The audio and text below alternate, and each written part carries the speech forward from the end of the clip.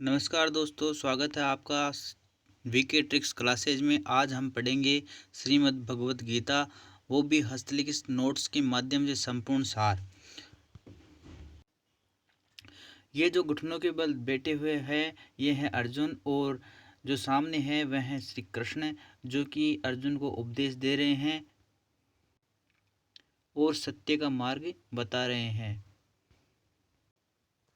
तो शुरू करते हैं दोस्तों। श्रीमद् भगवत गीता। गीता महाभारतस्य अंश भवति। गीता क्या है? महाभारत का अंश है।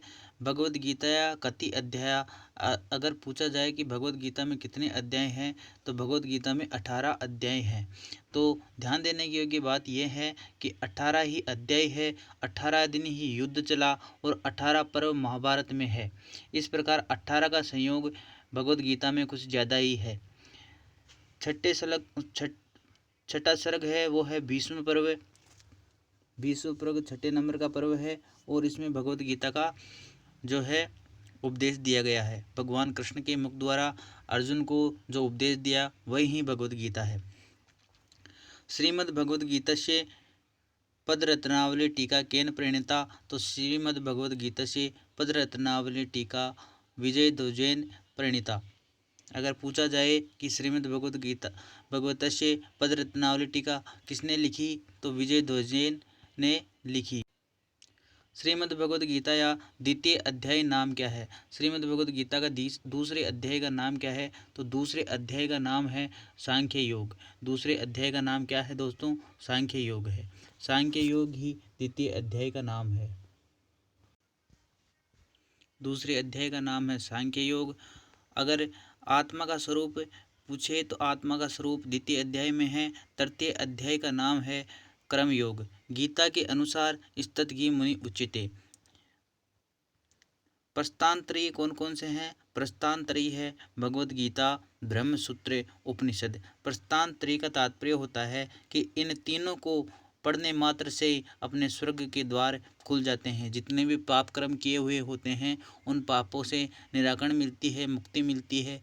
और भगवद गीता, ब्रह्मसूत्र, उपनिषद, इन तीनों को पवित्र ग्रंथों को पढ़ने के बाद इंसान स्वर्ग में चला जाता है। ध्याय तो विषयान कौन कौन से विषय हैं जिनके ध्यान से क्या क्या कार्य होते हैं? तो संग से क्या होता है? काम की उत्पत्ति होती है। काम से क्रोध, क्रोध से सम्मोह, सम्मोह से स्मृति भ्रम, और स्मृति भ्रम से बुद्धिनाश, और बुद्धिनाश से प्रणश्यति।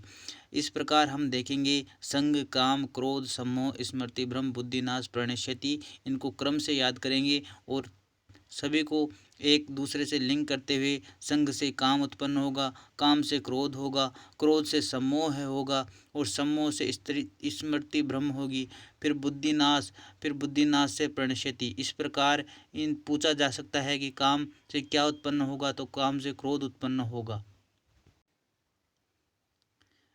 स्थिति प्रज्ञ इसमें कई बार उल्लेखित हुआ है कि स्थिति प्रज्ञ क्या है? तो स्थिति प्रज्ञ है संतुष्ट। संतुष्टि ही स्थिति प्रज्ञ है। भगवद गीतायाम भक्ति योग है 12 अध्याय। 12 अध्याय कौन सा है? तो भगवद गीताया भक्ति योग है। विश्व रूप दर्शन 10वें अध्याय। जो भगवान कृष्ण का विश्व रूप दर्शन है वो कौन से अध्याय में? तो 10वें अध्याय में दिया गया था।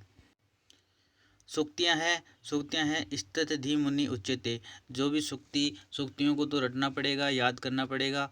अगर एक दो बार पढ़ लेंगे तो ध्यान में आ जाएगी कि ये सूक्ति कहाँ से ली गई है। परीक्षा में जब आएगी सूक्ति तो उसके पश्चात आएगा कि ये सूक्ति कहाँ से ली गई है। तो स्ततधि मुनि उच्यते ये सूक्ति है जो भगवत गीता से ली गई है। नैनम छिन्दति शस्त्राणि नैनम दहति पावक। ये जो आत्मा के लिए कहा गया है ये भी भगवत गीता से ली गई है।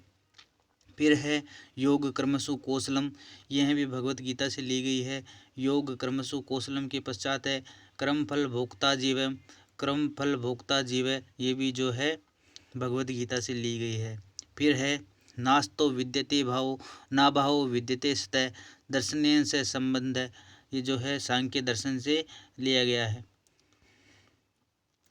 सत्कार्यवाद सिद्धांत जो है योग कर्मसु कौशलम अभी पहले पढ़े थे, जो महाभारत से लिया गया है और महाभारत ही भगवत गीता का अंश है।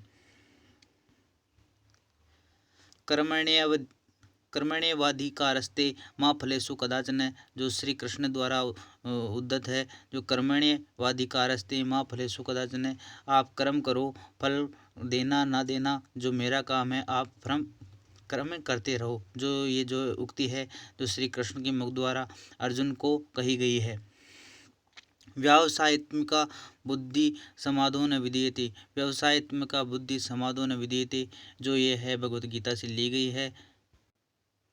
समत्वम योग उच्यते, समत्वम योग उच्यते कहाँ से ली गई है? श्रीमद् भगवद गीता से लिखी है। माँ कर्मफल हेतुर्भु, भगवद गीता से ली गई है। माँ कर्मफल हेतुर्भु स्वधर्मे निधनम श्रेयम, ये जो है भगवद गीता से ली गई है। कृष्ण अर्जुन को द्वितीय अध्याय में गीता का पाठ पढ़ा रहा है।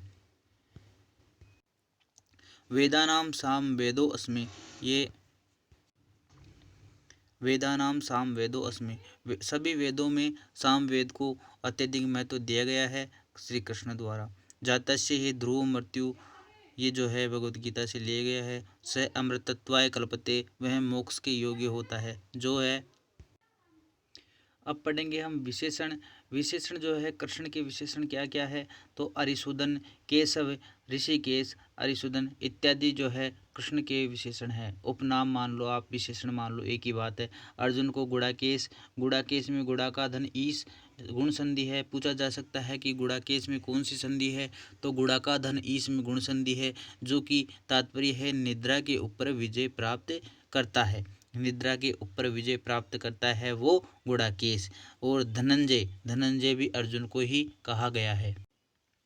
श्रीमद् भगवद गीता के ऊपर टीकाएं लिखी। श्रीमद् भगवद गीता के ऊपर टीकाएं किन्होंने लिखी है? तो महात्मा गांधी जी ने लिखी है, बाल गंगाधर तिलक ने लिखी है, विनोबा भावे ने लिखी है। इन तीनों ने श्रीमद् भगवद गीता के ऊपर टीकाएं लिखी है।